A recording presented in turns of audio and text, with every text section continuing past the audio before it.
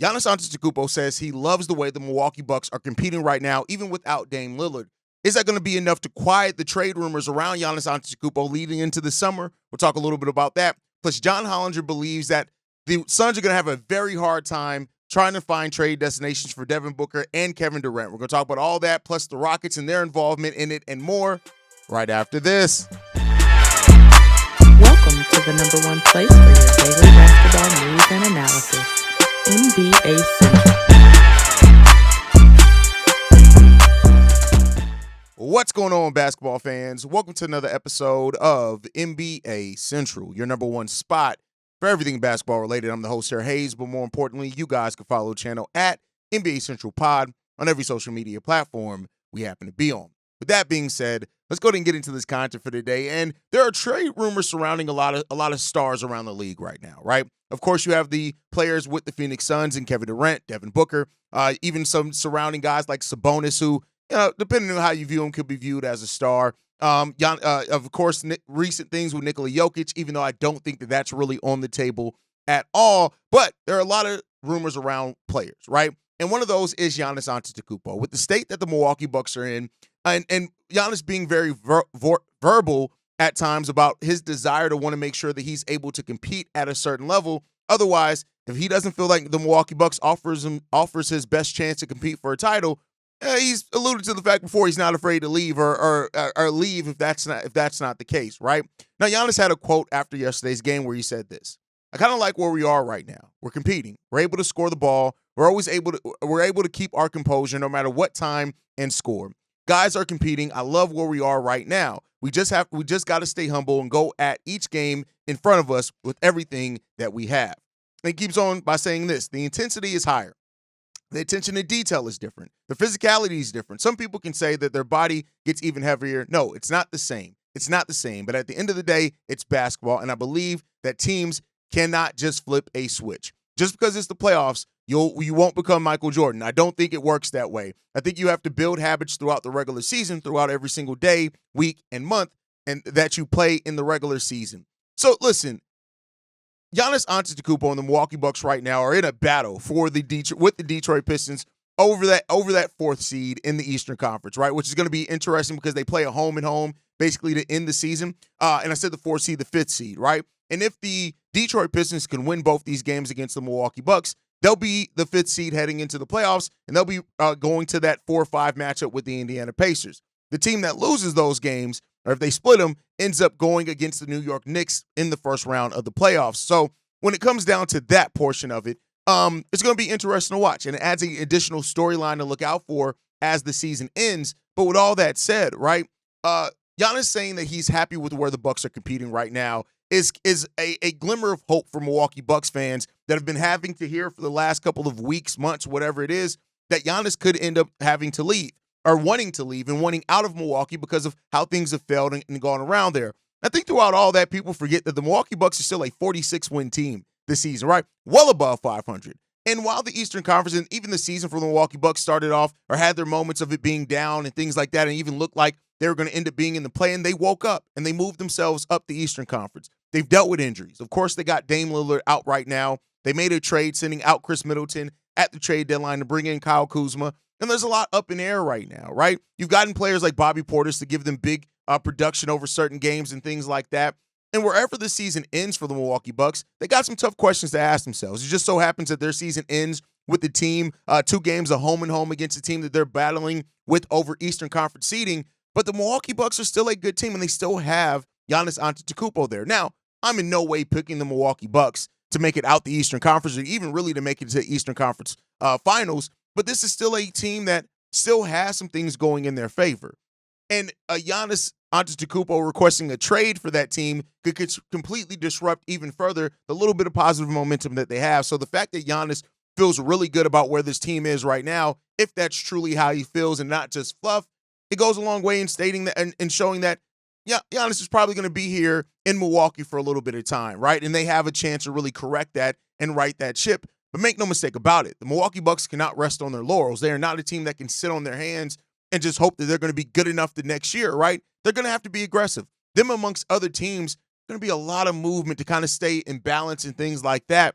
over this offseason, and I do expect the Milwaukee Bucks to be one of those teams looking to at least make some type of trade to help this team along and things like that. Where that ends up shaking out, I guess we'll see, right? But as it stands right now, the Milwaukee Bucks are a team that clearly, right, needs to find a little bit of a shot in the arm. Maybe that is Dame Lillard coming back. We still don't really know if he's going to come back or not. Signs are not looking good as it stands right now, but we'll see. It's been very quiet on that front.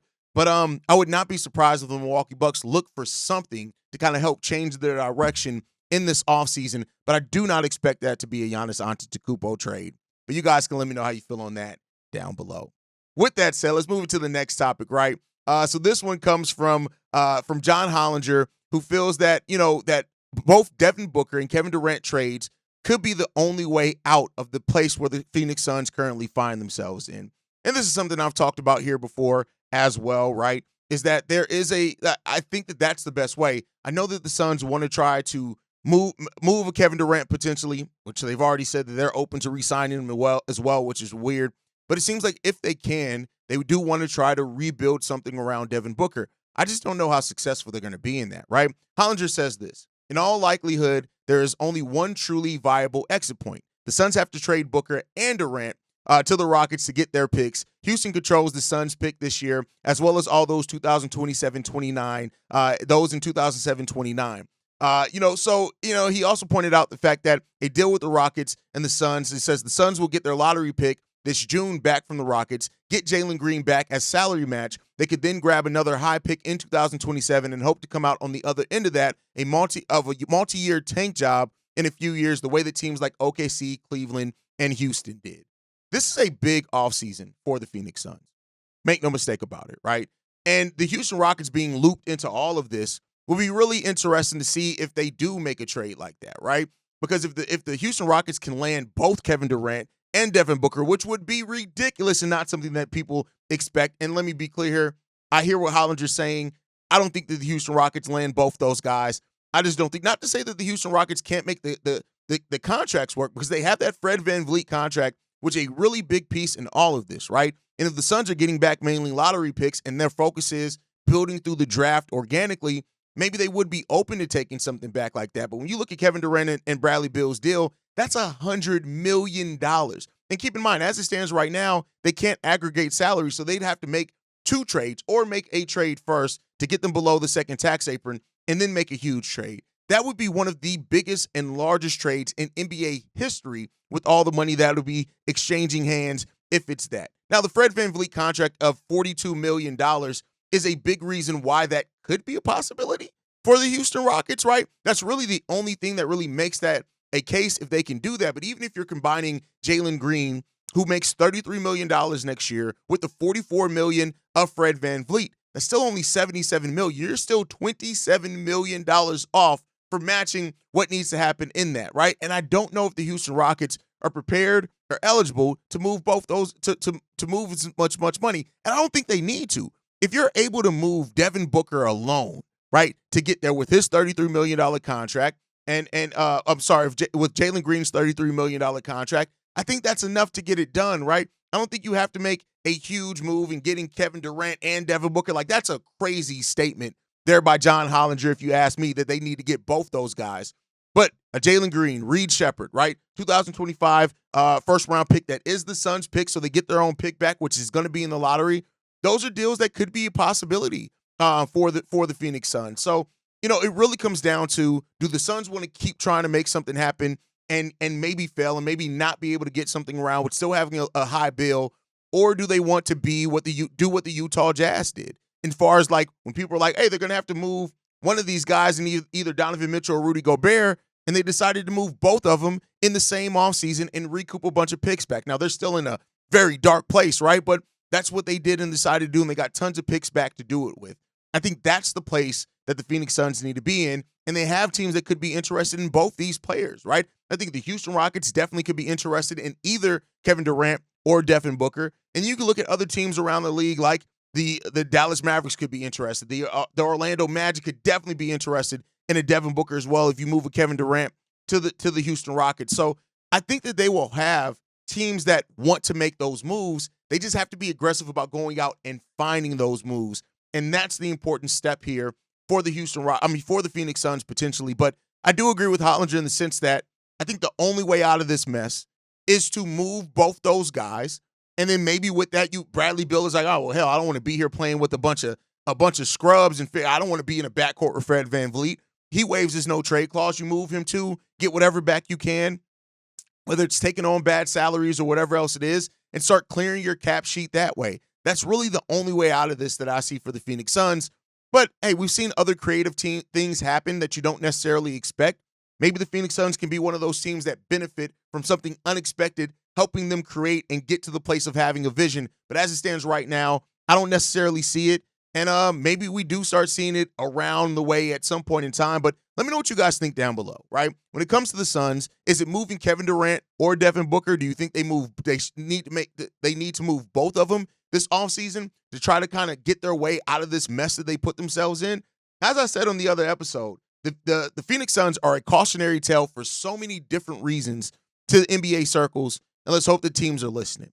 Now, with the last topic for today, I do want to talk about a rumor, an interesting rumor that's going around, and that's that the Nuggets may try to reunite with a former president of basketball operations and GM that they had in Tim Connally, who's currently right now with the Minnesota Timberwolves, right? Now, this is an interesting point because they fired Mike Malone, they fired Kevin Booth, and Tim Connally is somebody that, of course, was there, right? He was there. He was the GM, I believe, or the president when they drafted Jokic, right? So he was a guy that was there, and he's a former general manager, and they've trusted the moves that he's made before. And so it makes some natural sense that, the Cronkies, who's taken back over as the governor, would want to have Tim Connally, somebody that they're familiar with, come back in here and try to right this ship.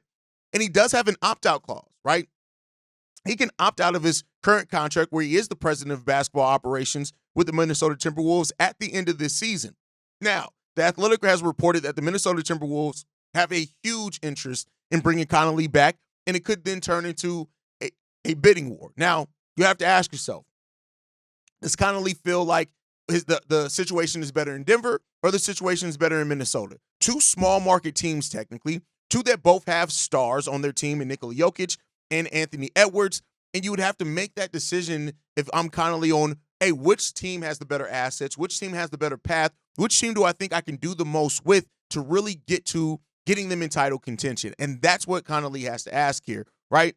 And so the Nuggets wanting to pivot back to a former GM, it really doesn't surprise me. Connally did some really good work there for the Denver Nuggets on just what he did. Now, the thing that I want to throw a wrench in this with is that, my thought process was that one of the reasons they wanted to move on from both Malone and Calvin Booth was they wanted a new set of eyes on the team that can come in and objectively kind of move off of players where they need to.